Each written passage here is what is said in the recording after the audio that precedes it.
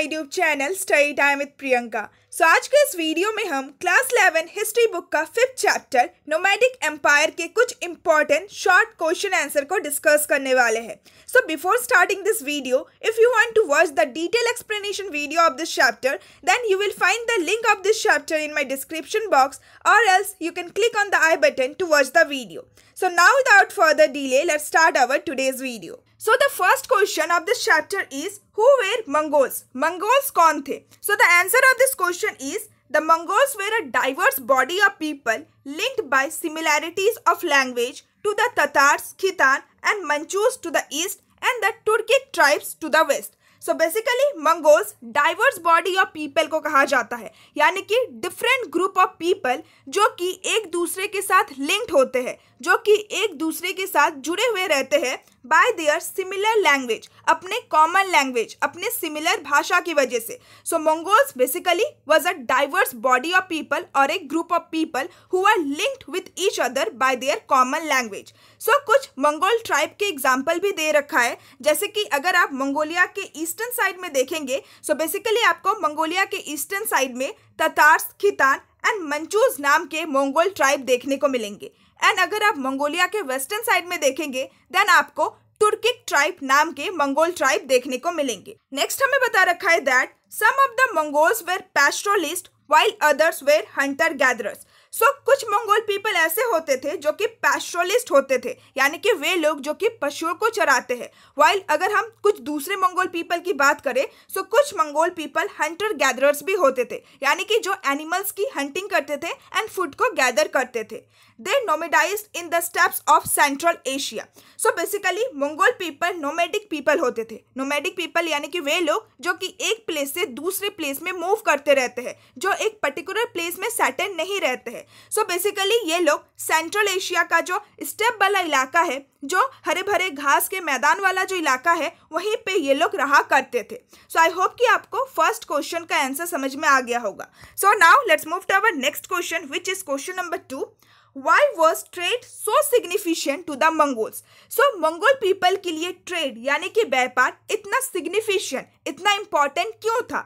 So the answer is the reason which was occupied by the Mongols lacked natural resources. यानी कि वो reason, वो area जहाँ पे मंगोल पीपल रहा करते थे, वहाँ पे नेचुरल रिसोर्सेज की बहुत ज़्यादा कमी थी. So basically Mongols people present day Mongolia के एरिया में रहा करते थे. सो मंगोलिया में नेचुरल रिसोर्सेज की बहुत ज़्यादा कमी थी. The steppe region of central Asia had extreme climate. So central Asia का जो स्टेप का इलाका है जहाँ पे मंगोल पीपल रहा करते थे, वहाँ का जो क्लाइमेटिक कंडीशन था वो बहुत ज़्यादा एक्सट्रीम था, वो बहुत ज़्यादा अधिक था. So therefore cultivation of food was not possible there. So इसीलिए वहाँ पे फूड को कल्टीवेट करना, एग्रीकल्चरल प्रोडक्शन करना पॉसिबल नहीं था. So only trade could help their survival. So इसीलिए व्यापार ही वो एक तरीका था जिस तरीके के थ्रू जो मंगोल पीपल थे वो अपने आप को सर्वाइव कर सकते थे, अपने आप को जीवित रख सकते थे.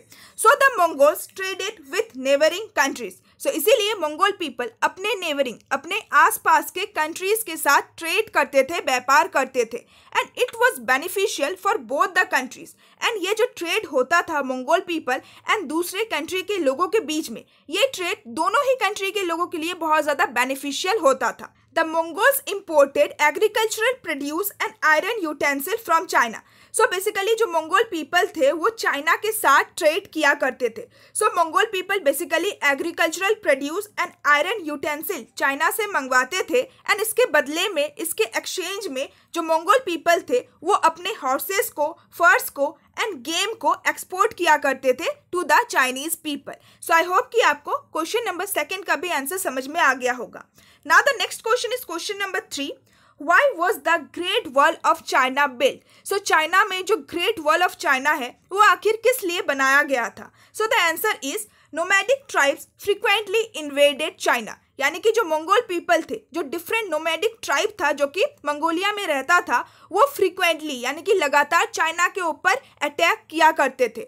So for protection of China from their invasion the great wall of China was built.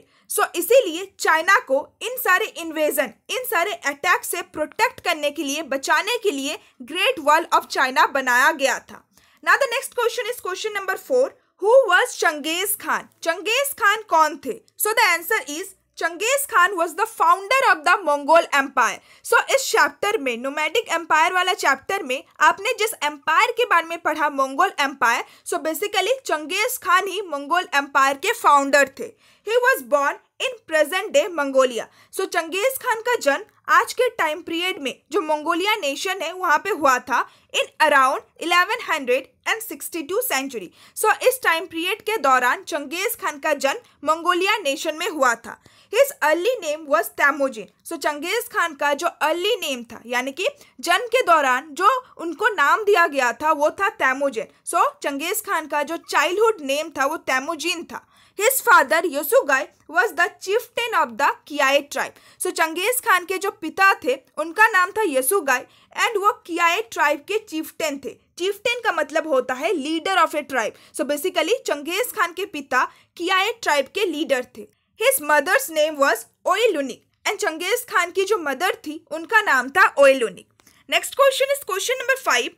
How was Temujin honored after he defeated his enemies? यानी कि तेमुजिन को किस तरीके से ऑनर किया गया, किस तरीके से सम्मानित किया गया जब उन्होंने अपने सारे एनिमीज को डिफीट कर दिया, यानी कि जब उन्होंने अपने सारे शत्रुओं को हरा दिया. सो the answer is till 1206 century Temujin had given a decisive defeat to his enemies. यानी कि 1206 सेंचुरी तक तेमुजिन ने अपने सारे एनिमीज, अपने सारे शत्रुओं को डिफीट कर दिया था, हरा दिया था. So at an assembly of Mongol chieftain he was proclaimed the great Khan of the Mongols with the title Genghis Khan, the oceanic Khan और यूनिवर्सल रूलर. सो इसीलिए मंगोल चीफ्टेन का जो एक असेंबली होता था, सो बेसिकली अलग अलग मंगोल ट्राइब के जो लीडर्स, जो चीफ्टेन होते थे, उनका एक असेंबली होता था जिसको कुरियलताई भी कहा जाता था. सो उस असेंबली में तेमुजिन को प्रोक्लेम किया गया, यानी कि तेमुजिन को डिक्लेयर किया गया the great Khan of the Mongols. और साथ ही उसी असेंबली में 1206 में तेमुजिन को चंगेज खान का टाइटल दिया गया एंड चंगेज खान के साथ साथ उन्हें oceanic Khan and universal ruler का भी टाइटल दिया गया. सो आई होप कि आपको क्वेश्चन नंबर 5 का भी आंसर समझ में आ गया होगा. Now let's move to our next question which is question number 6. What were the 3 kingdoms in China at the time of the attack by Genghis Khan? So जिस टाइम पीरियड में चंगेज खान चाइना के ऊपर attack करते हैं, सो उस time period में China को कौन 3 किंगडम रूल कर रहे होते हैं? So the answer is during the attack of Genghis Khan China was divided into 3 realms. यानी कि जिस टाइम पीरियड के दौरान चंगेज खान चाइना के ऊपर अटैक करते हैं, सो उस टाइम पीरियड में चाइना 3 राज्यों में डिवाइडेड था. सो पहला जो किंगडम था वो था द सीशिया people of Tibetan origin in the north western province. यानी कि चाइना के नॉर्थ वेस्टर्न प्रोविंस में बेसिकली सीशिया पीपल रूल कर रहे होते हैं. नेक्स्ट है the Jurchen whose Qin dynasty rule North China. So north China के ऊपर बेसिकली चीन डायनेस्टी रूल कर रहे होते हैं. एंड तीसरा है द संग dynasty who control the south China. And south China के ऊपर बेसिकली संग डायनेस्टी रूल कर रहे होते हैं. Now the next question is question number 7. Why did Genghis Khan command to destroy Nishapur? So Genghis Khan किस लिए ये कमांड देते हैं, ये ऑर्डर देते हैं अपने सोल्जर को कि वो निशापुर शहर को डिस्ट्रॉय कर दे? So the answer is at Nishapur, a Mongol prince was killed during the siege operation.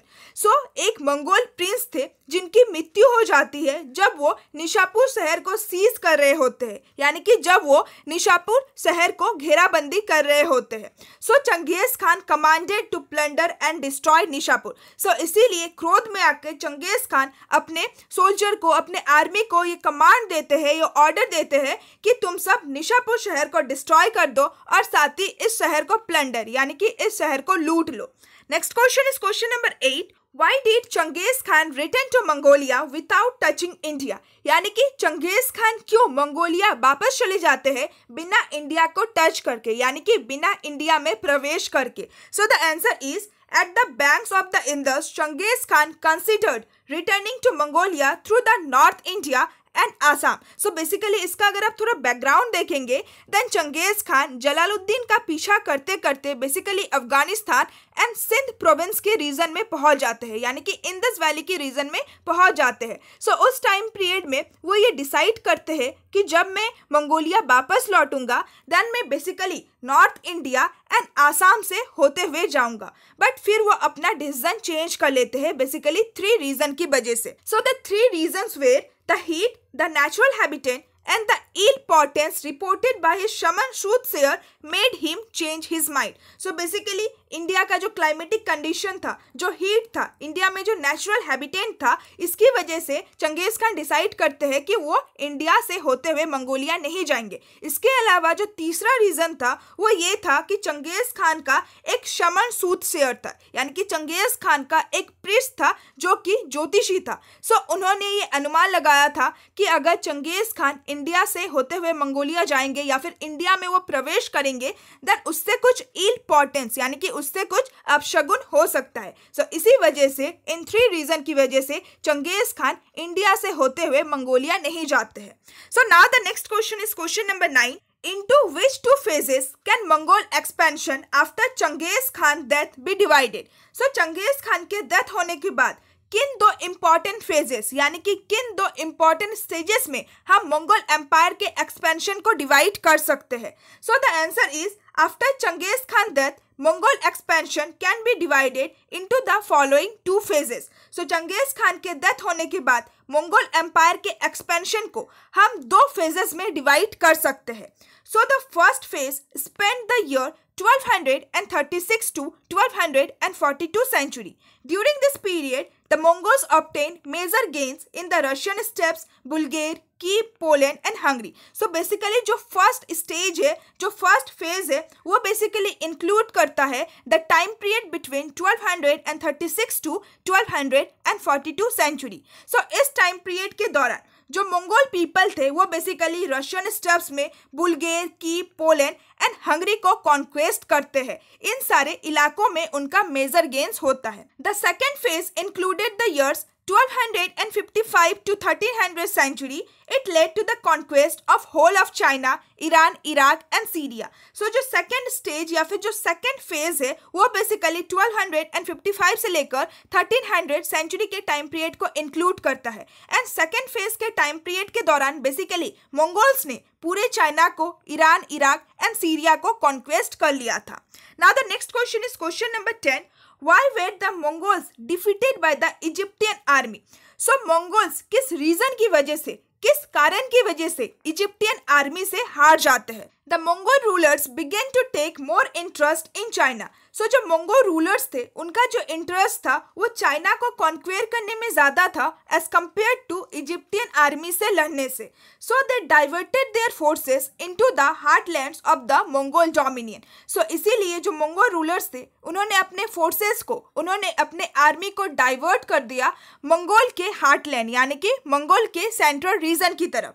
They send only a small force against the Egyptian military. So ये जो मंगोल रूलर थे उन्होंने सिर्फ और सिर्फ अपने कुछ ही फोर्सेस को यानी कि बहुत ही कम अमाउंट आर्मी को सेंड किया था, भेजा था इजिप्टियन मिलिट्री के साथ लड़ने के लिए। So as a result the Mongols were defeated. So इसी कारण से जो मंगोल्स थे वो हार जाते हैं by the Egyptian forces. Now the next question is question number 11. Mention the distribution of ulus among 4 sons of Genghis Khan. So Genghis Khan ने किस तरीके से अपने पूरे एम्पायर को 4 उलूस में डिवाइड किया था एंड हर एक उलूस को किस तरीके से अपने बेटों में डिवाइड किया था? So the answer is the Russian steppes were given to Jochi. So Genghis Khan का जो एल्डर सन था जोची, उनको रशियन स्टेप दिया गया। ट्रांसऑक्सियानन step and lands north of Pamir were given to Chagatai. So Genghis Khan के जो दूसरे बेटे थे चगताई, उसको बेसिकली ट्रांस ऑक्सियाना का स्टेप एंड जो पेमेर माउंटेन है उसका जो नॉर्थन इलाका है वो मिलता है। Next Ogedei, Ogedei was made crown Khan यानी कि चंगेज खान के जो तीसरे बेटे थे ओगुदाई, उनको क्राउन खान से यहाँ पे मतलब है उनको ऑफिशियल सक्सेसर बनाया जाता है मंगोल एम्पायर का। He stabilized his capital at Karakorum and Ogedei अपने कैपिटल को काराकोरम में स्टेबलाइज करते हैं। नेक्स्ट जो चंगेज खान के चौथे जो यंगेस्ट सन थे तोलियू, उनको बेसिकली मंगोलिया का एंसेस्ट्रल लैंड्स दिया जाता है। Now question number 12 is what was the qubchur tax? Qubchur tax क्या होता था? So Genghis Khan had started a new courier system. So Genghis Khan ने एक नया कुरियर सिस्टम स्टार्ट किया था जो कि एक तरीके का कम्युनिकेशन सिस्टम था. So for the maintenance of this communication system the Mongols nomad contributed 1/10 of their herd, either horses or livestock. This was called qubchur tax. So ये जो कम्युनिकेशन सिस्टम था, ये जो नया कुरियर सिस्टम था, इसी को मेंटेन करने के लिए जो मंगोल नोमैड्स थे वो अपना हर्ड का 1/10 हिस्सा दिया करते थे. सो ये जो 1/10 हिस्सा है इसी को कुपकर टैक्स कहा जाता था. Now question number 13 is The conquered people hardly felt a sense of affinity with their new nomadic master. Tell for reason. So basically जो conquered people होते थे, conquered people यानी कि वे लोग जिन लोगों को मंगोल रूलर ने डिफीट किया है, जिन लोगों को मंगोल रूलर ने कॉन्क्वेर किया है. सो ये जो लोग होते थे, जो conquered people होते थे, वे लोग अपने न्यू नोमैडिक मास्टर यानी कि अपने न्यू नोमैडिक रूलर के साथ एक अफिनिटी यानी कि एक कनेक्शन फील नहीं करते थे. सो क्या वो 4 रीजन था जिसकी वजह से ये लोग अपने न्यू रूलर के साथ एक कनेक्शन फील नहीं करते थे. So the first reason is that several cities had been destroyed in newly conquered region.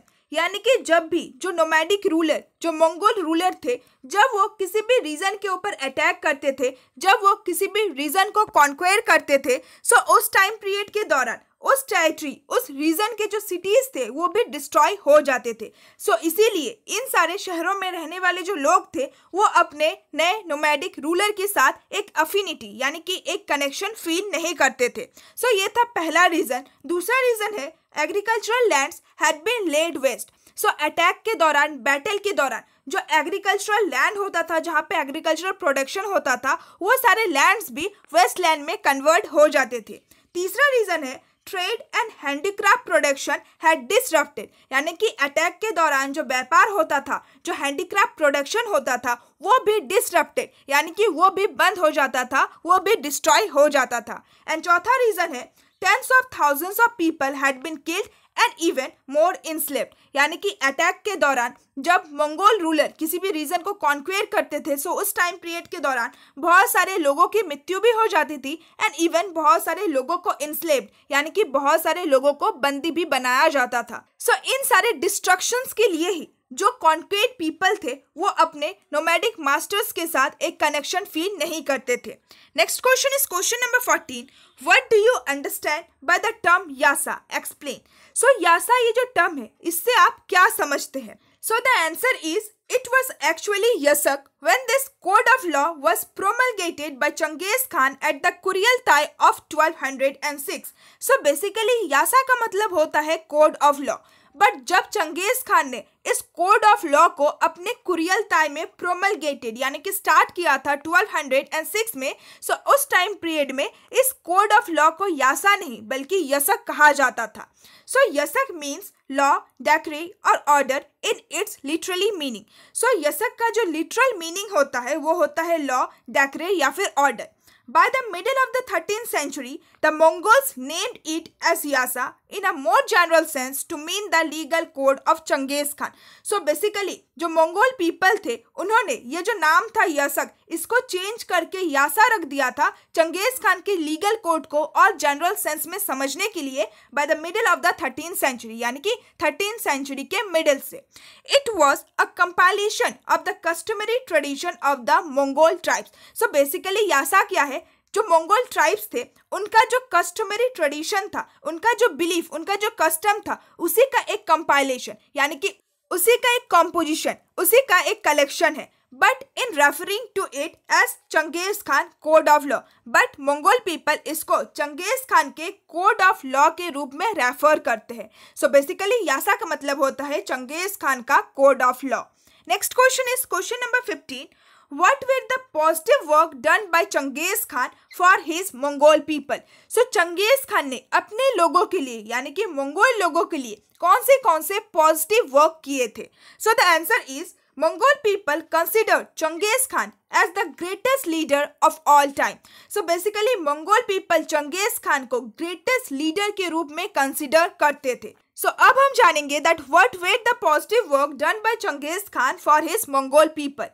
So the first work done by him was that he united the Mongol people. उन्होंने अपने लोगों को, उन्होंने Mongol people को unite किया था, उन्होंने Mongol people को संगठित किया था. सो बेसिकली जो मंगोल पीपल थे वो तो पहले अलग अलग ट्राइब एंड अलग अलग क्लैन में डिवाइडेड थे. सो चंगेज खान ने इन सारे ट्राइब एंड इन सारे क्लैन के लोगों को एक साथ यूनाइट किया.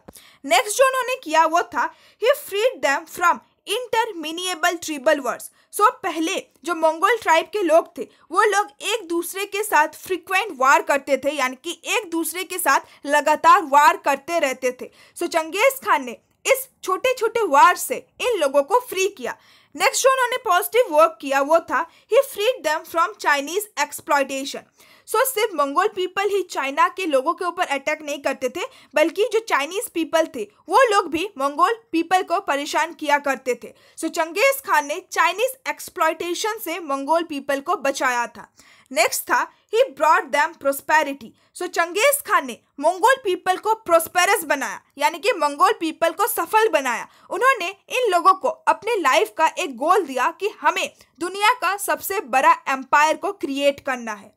And the last work done by him was that he fashioned a grand transcontinental empire.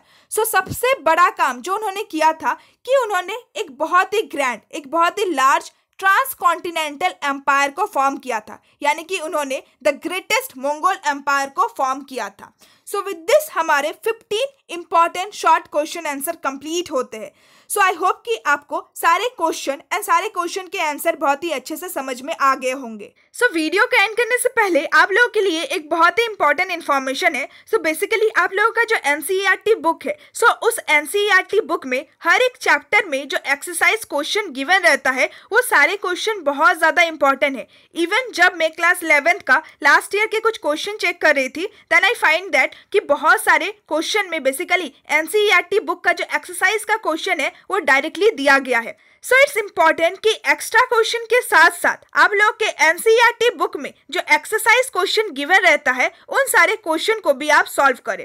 सो अगर आज का ये वीडियो अच्छा लगा then please like my video, share my video with all your friends and comment me down कि आपको ये सारे क्वेश्चन कैसे लगे. And if you want the long question and answer from this chapter then उसके लिए भी आप मुझे कमेंट कर सकते हैं. एंड अगर अभी तक आप लोगों ने इस चैप्टर का एक्सप्लेनेशन वीडियो नहीं देखा है देन प्लीज उस वीडियो को देख लीजिएगा. एनसीईआरटी बुक को लाइन बाय लाइन मैंने एक्सप्लेन किया है, सो डिस्क्रिप्शन बॉक्स में आपको लिंक मिल जाएगा. So now see you all soon in my next video. Till then bye bye and stay tuned with my channel and thanks for watching my video.